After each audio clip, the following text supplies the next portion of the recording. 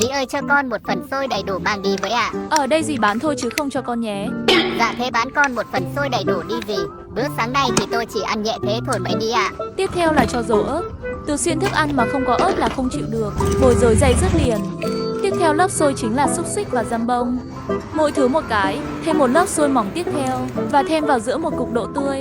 Cái này dì bán được bao nhiêu năm rồi ạ? Dì mới bán được 2 năm trở lại đây thôi. Nhưng mà trộm vía ngồi đối diện cổng trường nên cũng khá đắt hàng. Một ngày dì bán được khoảng mấy chậu này ạ? Ngày đông thì 3 chậu, ngày ấy thì chắc 2 chậu gì đấy thôi. Nhìn một bát bé như vậy thôi chứ ăn thì có mà no tới chưa. Dì gửi con nhé. Con xin dì ạ.